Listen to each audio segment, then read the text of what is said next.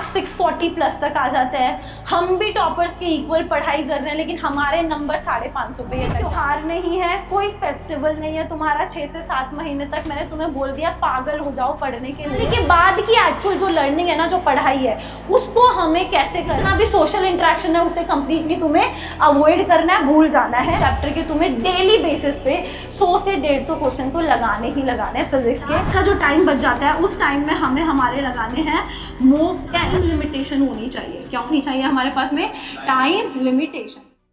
किसी को कोई डाउट कि टॉपर्स के मार्क्स 640 प्लस तक आ जाते हैं, हम भी टॉपर्स के इक्वल पढ़ाई कर रहे हैं, लेकिन हमारे नंबर 550 पे ही अटक जाता है?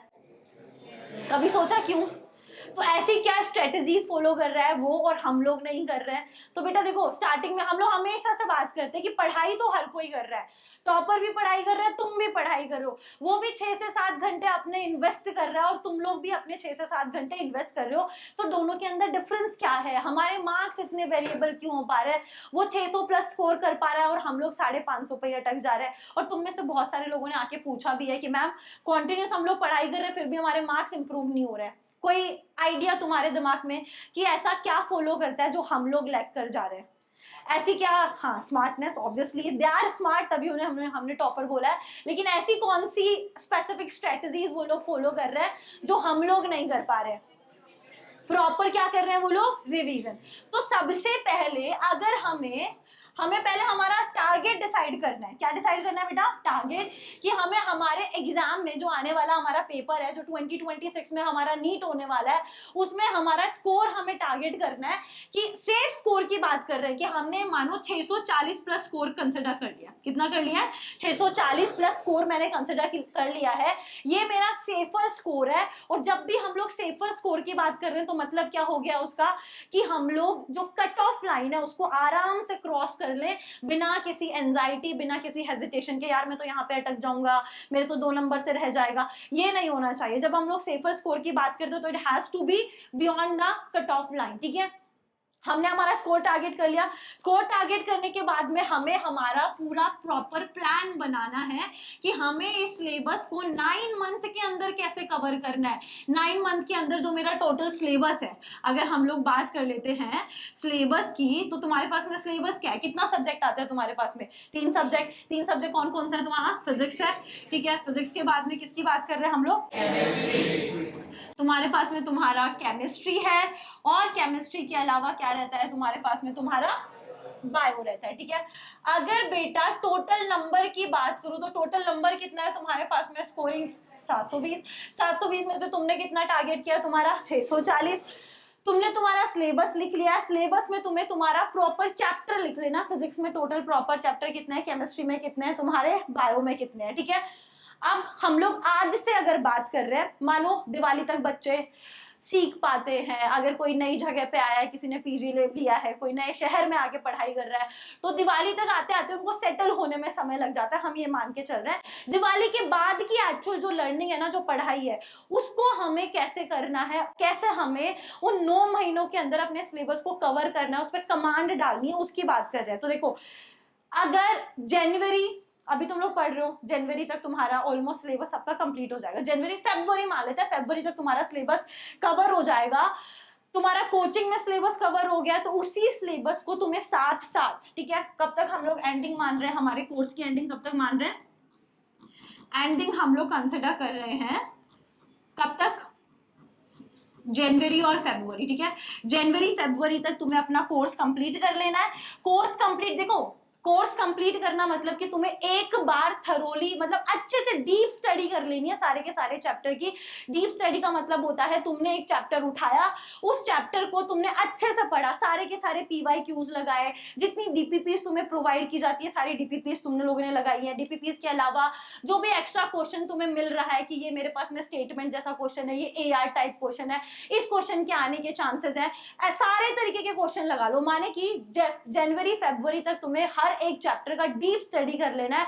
डीप स्टडी के बाद में स्टार्ट होता है हमारे पास में रिवीजन सेशन, तो वो तुम्हें तुम्हारा पर्सनलाइज्ड बनाना है। जैसे कि हर एक चैप्टर तुम्हारा 4 से 5 बार क्या हो जाना चाहिए, रिवाइज हो जाना चाहिए। यही एक स्पेसिफिक स्ट्रेटेजी होती है जो तुम्हारा टॉपर तो फॉलो करता है लेकिन तुम लोग नहीं कर पाते हो। तुम लोगों ने पढ़ लिया, एक बार सिंगल बार पढ़ा, सिंगल बार पढ़ने के बाद में ठीक है, 2 बार पढ़ा, 2 बार पढ़ने के बाद में हो जाता है कि हाँ मेरा हो गया है। लेकिन जब एग्जाम के टाइम पे वो कंफ्यूजन होता है कि यार ए भी लग रहा है और बी भी लग रहा है, दोनों ही मेरे को लग रहा है, दोनों में सब कौन सा आंसर होगा, वो कैसे पिक होगा? जब हमें हमारे चैप्टर पे कॉन्फिडेंस होता है कि नहीं इस क्वेश्चन का आंसर ए ही होना चाहिए। मैंने नोट्स में भी ए पढ़ा था, एनसीईआरटी में भी क्या पढ़ा था मैंने, ए ही पढ़ा था। और वो कब आएगा? जब हम किसी चैप्टर को 4 से 5 बार कंप्लीटली रिवाइज कर चुके होंगे। समझ रहे हो? अच्छा ठीक है, क्या क्या किया तुम लोगों ने? तुमने तुम्हारा सिलेबस डिसाइड कर लिया। सिलेबस के बाद में तुम लोगों ने एक बार अपने पूरे सिलेबस को डीप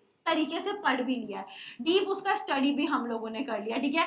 इसके बाद में बेटा तुम्हें ये 3 से 4 महीने लग के, जो तुम्हारा समय बच जाता है नीट तक का, 3 से 4 महीने तुम्हें लग के मतलब पागलों की जैसी पढ़ाई करनी है। पागलों की जैसे पढ़ाई का मतलब समझ रहे हो कि किसी एक पर्सन से बात भी कर रहे हो ना तुम लोग, तो तुम्हें फील होना चाहिए कि मेरा टाइम वेस्ट हो रहा है यहाँ पे। अगर मैं किसी फंक्शन में जा रहा हूँ तो मेरा आज का दिन खराब होगा, आज के अगले वाला दिन खराब होगा, और क्लास में जो मेरा छूट गया वो तो छूट ही गया है। जब तक ये वाला कॉन्फिडेंस अंदर नहीं आएगा तब तक भूल जाओ कि तुम ये वाला स्कोर तक पहुंच पाओगे, ठीक है। हम भी पढ़ रहे हैं, मैंने तो भाई की शादी भी अटेंड कर ली, बहन की शादी में भी होके आ गया, फिर भाई बहन के बच्चे हो गए थे, उनके बच्चों के बर्थडे में भी होके आ गया, मैं तो बच्चे हो गए थे मतलब बच्चे के सेलिब्रेशन में भी होके आ गया। टाइम तो हमने इतना ही लिया ना अपना। तो ये सब तुम्हें अवॉइड करना है, ठीक है। जितना भी सोशल इंटरेक्शन है उसे कंप्लीटली तुम्हें अवॉइड करना है, भूल जाना है, तब तो मान के चलो तुम इस स्कोर पे पहुंच पाओगे, अदरवाइज कोई तरीका नहीं है।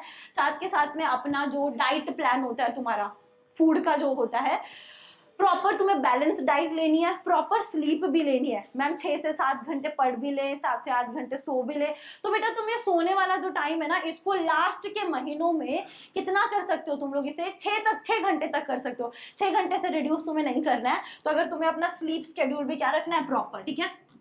स्लीप भी कैसा होना चाहिए तुम्हारा, प्रॉपर, जो कि 6 से 7 घंटे का होना चाहिए, ठीक है। इसके अलावा अगर मैं सिलेबस की बात करूं कि सिलेबस को कवर कैसे करना है, तो तुम लोग सबसे पहले आ जाओ तुम्हारे बायो पे। किसकी बात कर रहे हैं हम लोग? बायोलॉजी, ठीक है। बायोलॉजी की बात कर रहे हैं हम लोग। बायो में तुम्हारे पास में अगर टोटल चैप्टर मान लूं मैं, तो टोटल चैप्टर कितने हो गए तुम्हारे पास में? आई थिंक 32, ठीक है। कितने मान लो? 32 चैप्टर मैंने मान लिया, ठीक है। ये 32 चैप्टर को तुम्हें डीपली तो तुम लोगों ने एक बार पढ़ लिया। इसके बाद तुम्हें क्या करना है, इनका रिवीजन करना है। कैसे रिवीजन करोगे? जैसे कि कोई भी, ये एनसीईआरटी है हमारे पास में, ठीक है। एनसीईआरटी को तुमने एक बार रीड आउट किया, सिंगल टाइम रीडिंग कर लिया। रीडिंग करने के बाद तुम इसे सेकंड टाइम पढ़ोगे। सेकंड टाइम जब तुम इसे पढ़ोगे तो थोड़ा सा एनसीईआरटी की लाइंस का अंडरस्टैंडिंग बिल्डअप होगा कि इस पर्टिकुलर पैराग्राफ में क्या लिखा हुआ है, क्या कौन सी चीज, मतलब थोड़ी थोड़ी समझ में आना स्टार्ट होगी। जब तुम इसे थर्ड टाइम पढ़ोगे तो तुम्हें रियलाइज होगा कि यहाँ पे कैसे कैसे क्वेश्चन एग्जामिनर बना सकता है। उन क्वेश्चंस को पिक करना स्टार्ट करो। ये पैराग्राफ उठाया, इस पैराग्राफ के साइड में लिखो कि इसमें से क्या क्या, कौन सा स्टेटमेंट वाला क्वेश्चन बन सकता है, कौन सा एआर वाला क्वेश्चन बन सकता है, कौन से मैच द फॉलोइंग बन सकता है। एग्जामिनर के जैसा थिंकिंग थोड़ा सा बिल्डअप करो। उसके बाद में जब ये तुमने चैप्टर पढ़ लिया है, 2 से 3 बार पढ़ लिया, तुमने इसका रीडिंग लगा लिया, नोटबुक को अपनी एनसीईआरटी को बंद करो, आंखें बंद करो, आंखें बंद करके इसे रिकॉल करने की कोशिश करो कि इसमें तुम लोगों ने पढ़ा क्या है, ठीक है। जो तुमने अभी जस्ट 10 मिनट पहले जिस चीज का रिवीजन किया है उस चीज को रिकॉल करना बहुत ज्यादा जरूरी है। बायो में बेटा यही तरीका है बस याद करने का। हम लोग भूल जाते हैं बार बार, हमें कोई चीजें याद नहीं रहती है कि भाई मैंने तो एक बार पढ़ लिया, और एक बार पढ़ लिया, एक बार पढ़ने के बाद में मैं उसे पूरा मतलब 2-3 महीने तक बढ़िया याद रखूंगा। वो 2-3 महीने तक याद तभी होगा जो मैंने तुम्हें स्टार्टिंग में बताया था, जब तक तुम लोग 4 से 5 बार उसे क्या नहीं कर लेते हो, रिवाइज नहीं कर लेते हो, ठीक है। एनसीईआरटी पढ़ लिया अच्छे से। एनसीईआरटी को क्या करना है तुम्हें? रीड, ठीक है। एनसीईआरटी को अच्छे से रीड करना है 4 to 5 टाइम्स, मतलब पर चैप्टर की बात कर रही हूं मैं। आफ्टर अ डीप रिवीजन के बाद में 4 to 5 तुम्हें इसे रिवाइज करना है। इसके बाद में तुम्हें सारे के सारे पीवाईक्यूज लगा लेने हैं। जितने भी पीवाईक्यूज तुम्हें मिल रहे हैं हर तरीके का पीवाईक्यू लगा लो, और हर तरीके से, मतलब मोर रिलेटेबल। मोर रिलेटेबल का मतलब क्या हो गया है कि उनके अंदर स्टेटमेंट वाले क्वेश्चंस होने चाहिए। तुम्हें नीट का पैटर्न तो पता ही है, स्टेटमेंट वाला होना चाहिए, एआर टाइप क्वेश्चंस होने चाहिए, मैच द फॉलोइंग्स होने चाहिए, ठीक है। इसके अलावा डायग्रामेटिक पोर्शंस पे भी तुम्हें ध्यान देना है, डायग्राम्स होने चाहिए हमारे पास में प्रॉपर। ये सारा फॉलो अप करते हुए ये तुम्हारा हो गया है कंप्लीट। इसके बाद में तुम्हें उठाना है तुम्हारा फिजिक्स, मतलब कि पैरेलली चलना है। फिजिक्स की बात करेंगे तो बेटा एक दिन में 100 से 150 क्वेश्चन तुम्हें एक टॉपिक के लगाने ही लगाने हैं। अब मैम मुझसे तो ये टॉपिक होता ही नहीं है, ये टॉपिक तो मुझे आता ही नहीं है, तो बेटा उस टॉपिक का एक क्वेश्चन लगाओ, ठीक है। अब क्वेश्चन नहीं लग रहा तो उसका सोल्यूशन देख के उसे लगाओ। सोल्यूशन देख लिया तुम लोगों ने कि इस पर्टिकुलर क्वेश्चन को हम ऐसे सॉल्व कर सकते हैं, किया, सॉल्व किया। आप सेम पैटर्न के दो से तीन क्वेश्चन और लेके आओ। उन 2 से 3 क्वेश्चन को अगर तुमसे खुद से नहीं लग रहा है तो फिर से उनका जो सोल्यूशन है, सोल्यूशन को देख के फिर से लगाने की कोशिश करो। और ऐसे ही सेम पैटर्न के कम से कम 10-12 क्वेश्चन लगा लो जब तक वो टॉपिक तुमसे अच्छे से क्लियर ना हो जाए। तो अगर एक चैप्टर की हम लोग बात करें तो एक चैप्टर के तुम्हें डेली बेसिस पे 100 से 150 क्वेश्चन तो लगाने ही लगाने हैं फिजिक्स के, क्योंकि फिजिक्स और केमिस्ट्री एक ऐसा सब्जेक्ट है हमारे पास में जिसमें जितना ज्यादा हम लोग क्वेश्चन प्रैक्टिस करेंगे उतने ही हमारी एनालिटिकल और कंसेप्चुअल जो भी पार होती है, जो नॉलेज होती है, वो इंक्रीज होती है, ठीक है। तो फिजिक्स की बात करेंगे तो हर दिन नया टॉपिक उठाना है तुम्हें, हर दिन तुम्हें अपना नया टॉपिक उठाना है और उस टॉपिक का तुम्हें क्या करना है, उस टॉपिक के तुम्हें एमसीक्यूज लगाने हैं, ठीक है। तुम्हें उसके पीवाईक्यूज लगाने हैं, मल्टीपल क्वेश्चंस लगाने हैं। और मल्टीपल क्वेश्चंस हम तुम्हारे पास कितने होने चाहिए, तकरीबन 100 से 150, ठीक है। अब जो भी काम तुम लोग कर रहे हो ना, जो भी स्ट्रेटजीज तुम लोग फॉलो कर रहे हो, इन सारी स्ट्रेटजीज के अंदर एक टाइम लिमिटेशन होनी चाहिए। क्या होनी चाहिए हमारे पास में? Time limitation. जैसे कि मानो आज का दिन तुम लोगों ने पिक किया, ठीक है। आज तुमको क्या पढ़ना है? आज तुम लोग पढ़ रहे हो फिजिक्स। क्या पढ़ रहे हो? फिजिक्स, ठीक है। तुमने सोचा यार आज मैं फिजिक्स पढ़ूंगा, फिजिक्स के बाद में मैं 2 से 3 घंटे फिजिक्स पढ़ूंगा, 2 से 3 घंटे के बाद में मैं केमिस्ट्री उठा लूंगा, केमिस्ट्री के क्वेश्चंस करूंगा। मेरे अकॉर्डिंग जिस दिन तुम लोग फिजिक्स पढ़ रहे हो, फिजिक्स में तुम्हें तकरीबन 100 से 150 एमसीक्यूज लगाने मतलब क्वेश्चंस तुम्हें लगाने हैं। जिस दिन तुम फिजिक्स पढ़ रहे हो उसके साथ में अपना बायो का कोई पैरेलल चैप्टर लो, ना कि केमिस्ट्री, क्योंकि बैक ऑफ द माइंड तो बेटा ये चीज रहती है हमारी कि मुझे फिजिक्स पढ़ना है, अच्छा इसके बाद में मुझे 3 घंटे के अंदर फिजिक्स कंप्लीट करके केमिस्ट्री भी उठाना पड़ेगा। और 3 घंटे फिजिक्स पढ़ते पढ़ते कब पता चले जाते हैं हमें पता भी नहीं चलता। और कितने से क्वेश्चन कर पाते हो तुम लोग 3 घंटे में? कितने? 100-150 क्वेश्चन कर लोगे? तो हमें उस स्पीड तक पहुंचना है कि हम 3 घंटे के अंदर कितने क्वेश्चंस अटेम्प्ट कर पा रहे हैं, 100 से 150। और ये क्वेश्चंस कैसे होने चाहिए हमारे पास में?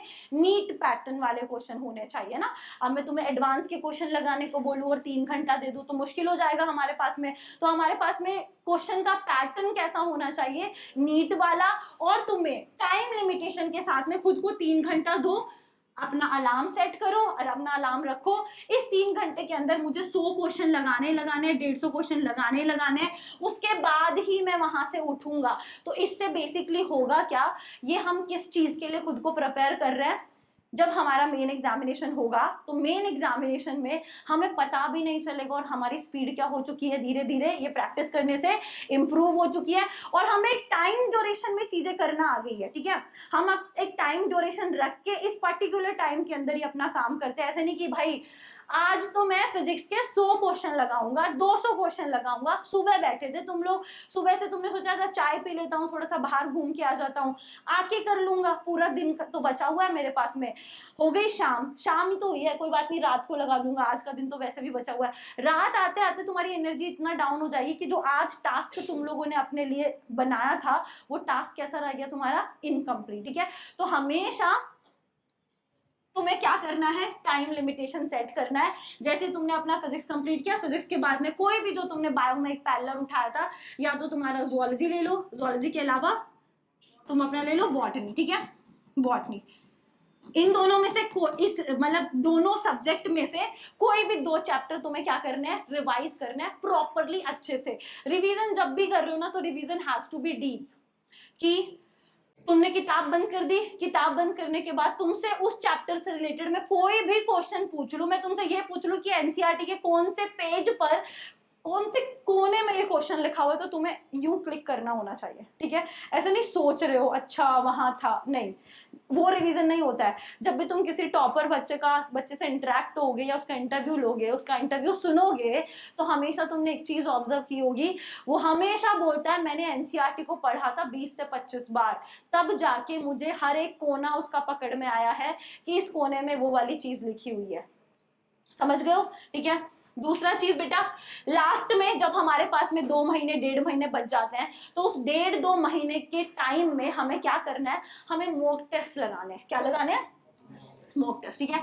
तो जो लास्ट का जो टाइम बच जाता है, उस टाइम में हमें हमारे लगाने हैं मॉक टेस्ट, और लास्ट के 2 महीनों में स्टार्ट कर दो, और 2 महीने से भी पहले 3 महीने में स्टार्ट कर दो। तुम लोग क्या स्टार्ट करना है, तुम्हारा मॉक टेस्ट। अब मॉक टेस्ट से फायदा क्या मिलेगा हमें, कि मेन एग्जामिनेशन में हमें हमारा पेपर कैसे सॉल्व करना है, ठीक है। पेपर कैसे सॉल्व करना है, कितने टाइम में सॉल्व करना है। मानो पहला तुम लोगों ने मॉक टेस्ट दिया और पहले टेस्ट में तुम्हें समय लगा, मतलब बियॉन्ड समय लग गया, 3 घंटा होता है हमारे पास में टाइम, 3 घंटे से तुमने ज्यादा टाइम ले लिया, क्योंकि तुम लोग प्रैक्टिस कर रहे हो, धीरे धीरे प्रैक्टिस कर रहे हो, ठीक है। तो इस प्रैक्टिस में तुमने ऑब्जर्व किया कि आज तुमने अपने फिजिक्स को 1.5 घंटा दिया, 1.5 घंटे में जाके तुमने वो 45 क्वेश्चन अटेम्प्ट किए हैं, लेकिन over the time you will realise कि तुम 1 घंटे के अंदर ही उन 45 क्वेश्चन को अटेम्प्ट कर पा रहे हो। ये किस वजह से हुआ है? डेली की प्रैक्टिस की वजह से हुआ है। डेली जो तुमने कॉन्सेंट्रेशन बनाया, तुमने अपने आप को प्रायोरिटाइज किया कि 3 घंटे के अंदर ही मुझे ये पेपर करना है, और इसके अंदर मुझे फिजिक्स में इतना टाइम देना है, ठीक है, केमिस्ट्री में इतना समय देना है, बायो में इतना समय देना है। अब काफी सारे बच्चे जब भी पेपर सॉल्व करते हैं तो वो फिजिक्स पहले उठाते हैं, बायो बाद में उठाते हैं। कुछ बच्चे, most of the student, bio पहले उठाते हैं और फिजिक्स लास्ट में करते हैं। इस बार का नीट का पेपर देखा था तुम लोगों ने? देखा था? 12th में हो तुम लोग, देखा था तुम लोगों ने? क्या देखा था तुम लोगों ने चेंज उसमें?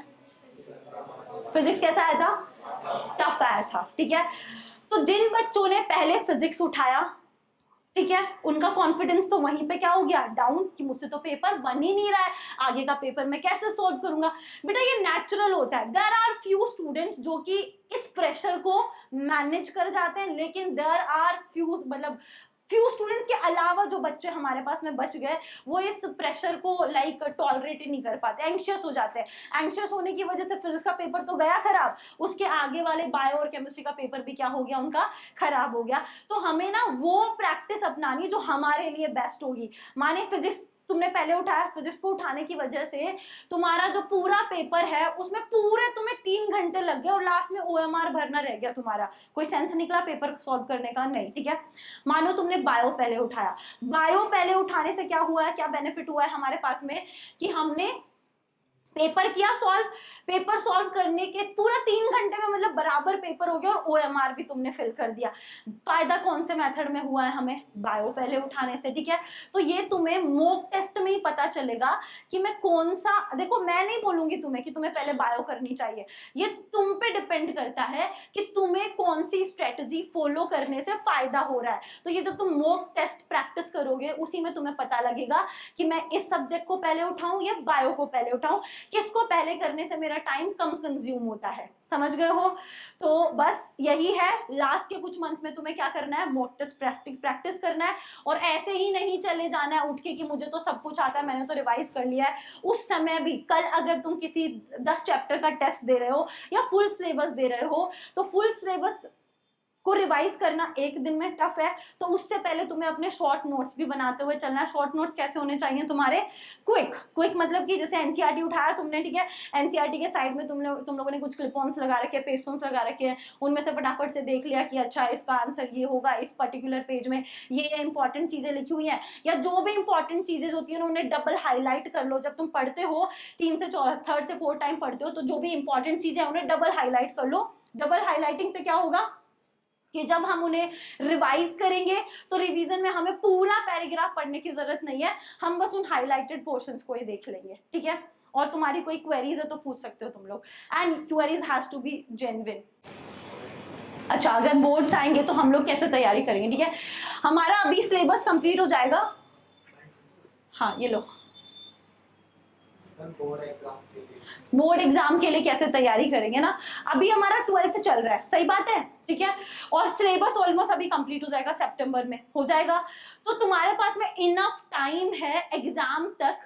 एग्जाम तक भी क्या, दिसंबर तक तुम अपना 12th बहुत अच्छे से रिवाइज कर सकते हो। रिवीजन के बाद में तुम्हारे पास इतना टाइम भी बचेगा कि तुम सब्जेक्टिव तैयारी भी कर सकते हो, समझ रहे हो, ठीक है। बोर्ड्स में हमें सब्जेक्टिव पे भी ध्यान देना बहुत जरूरी है।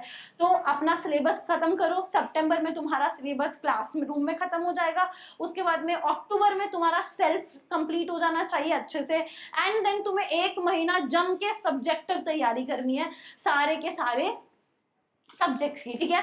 जो भी हमारे पास में रेफरेंस बुक्स होती हैं जहाँ पे सब्जेक्टिव लिखा होता है, उन रेफरेंस बुक्स को लाओ, उनके अंदर 10 साल के PYQs यहाँ पे भी हमें सॉल्व करना है, पैटर्न हमें देखना है, और बोर्ड के एग्जामिनेशन के टाइम पे जब भी तुम अपना पेपर कर रहे हो उस समय पर तुम्हारा जो हैंड राइटिंग है, तुम्हारा जो भी टॉपिक है, जो एक्सप्लेनेशन तुम लिख रहे हो, it has to be very clear and very clean.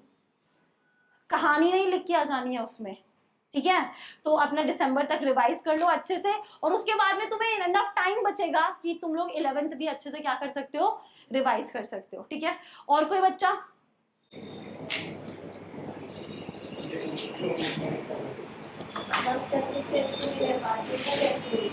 आज मैंने तुम्हें मोटिवेट कर दिया, ठीक है, तो तुम्हारे अंदर ऐसे क्रांति भर चुकी है अभी कि मैं तो आज ही जाके सब कुछ पढ़ लूंगा, आज के आज में सब रिवाइज कर लेना है। इसी चीज को डेली के डेली खुद के अंदर से निकालना है, ठीक है। मम्मी बोल रही है, पापा, हमने स्टार्टिंग में सबसे पहले ये बात की थी कि हम कौन सी स्ट्रेटेजी की बात कर रहे हैं, टॉपर वाली स्ट्रेटेजी की बात कर रहे हैं। मम्मी बोलेंगी, पापा बोलेंगे बेटा पढ़ ले, बेटा पढ़ ले, ये जब टीचर बोल रहे हैं तुम्हारे पढ़ लो पढ़ लो, जब कहीं और से तुम्हें फोर्स मिल रहा है ना, तुम पढ़ाई नहीं करोगे। दैट फोर्स, जो पढ़ाई वाला जो फोर्स है, वो कहाँ से आना चाहिए, अंदर से। तुम्हारे मम्मी पापा को तुम्हें बोलना पड़े कि बेटा बस बहुत पढ़ाई हो गई, अभी सो जा, ठीक है, वो चीज जब तक अंदर से नहीं आएगी तब तक कंसिस्टेंसी भी नहीं बन पाएगी। तो कंसिस्टेंसी बनाने के लिए सबसे पहले उस एग्जाम के लिए सीरियसनेस दिखानी पड़ेगी कि कुछ भी हो जाए, किसी भी तरीके का डिस्ट्रैक्शन आए, मुझे डिस्ट्रैक्ट नहीं होना है, मुझे खुद को वापस से फ्रेम में लेके आना है, मुझे पढ़ाई करनी है। यहाँ पे खुद को डेली याद दिलवाओ कि तुम लोगों ने एडमिशन क्यों लिया था, क्यों तुम यहाँ पे आए थे, तुम अपना घर छोड़ के यहाँ बाहर रह रहे हो, क्यों आए हो, खुद को डेली याद दिलवाओ, और खुद को रिप्रेजेंट करो कि मुझे 1-2 साल के बाद में जाके अपने नाम के आगे डॉक्टर लगाना है, ठीक है। तो जब वो अंदर से आएगा तो कंसिस्टेंसी भी अपने आप बिल्डअप हो जाती है। और कोई? How to clear backlog. How to clear backlog. Backlog हो ही क्यों रहा है, सबसे पहले तो क्वेश्चन ये आता है हमारे पास में। अब बेटा देखो, क्लासेस आओगे नहीं, एक भी दिन स्टार्ट, सबसे पहले हमारी क्लास जब स्टार्ट हुई थी तो मैंने तुम्हें क्या बोला था, एक सिंगल क्लास तुम्हें मिस नहीं करनी है, चाहे कुछ भी हो जाए, ठीक है। बीमार हो रहे हो एक सेकेंडरी चीज है, लेकिन अगर बीमार नहीं हो रहे हो, फिर आज जाने का मन नहीं है, कल चले जाऊंगा, कल कल कल करते करते 4 से 5 दिन निकल जाते हैं, और वो 4 से 5 दिन की जो क्लासेस का बर्डन है ना, वो बहुत ज्यादा हो जाता है। बेटा उसके लिए जो करंट टॉपिक चल रहा है हमारे पास में, करंट टॉपिक को तो तुम्हें साथ में रखना ही रखना है, ठीक है। जो क्लास में पढ़ा है क्लास में ध्यान से सुनो, घर पे जाके उस चीज को फटाफट से रिवाइज करो। रिवीजन के बाद में कोई भी बैकलॉग, मतलब किसी भी एक सब्जेक्ट उठा लो जिसका भी बैकलॉग चल रहा है तुम्हारा, मानो तीनों सब्जेक्ट का चल रहा है, फिजिक्स केमिस्ट्री बायो, तीनों का चल रहा है, ठीक है। तो तुमने आज बायो उठाया, बायो के 4 से 5 घंटे लग के अच्छे से 3 से 4 लेक्चर कर डाले, ठीक है। 4 से 5 लेक्चर तुमने एक दिन के अंदर कर डाले, मतलब बैकलॉग नॉर्मल जिस तरीके से तुम पढ़ती आ रही हो उस तरीके से तो होगा नहीं कंप्लीट, उसके लिए तुम्हें एक्स्ट्रा एफर्ट्स डालने पड़ेंगे। जो 6 से 7 दिन की तुमने छुट्टी की है ना, वो 6 से 7 दिन वाला जो टाइम है वो तुम्हें डेली देना पड़ेगा, माने एक्स्ट्रा 3 से 4 घंटे अपने बनाओ उसके अंदर, और 3 से 4 घंटे एक्स्ट्रा डेली पढ़ना पड़ेगा। हमारे पास में बस यही था, ये जितने भी पॉइंटर्स मैंने तुम्हें बताया, इन सारे पॉइंटर्स को डेली बेसिस पे स्ट्रिक्टली एकदम फॉलो करना है।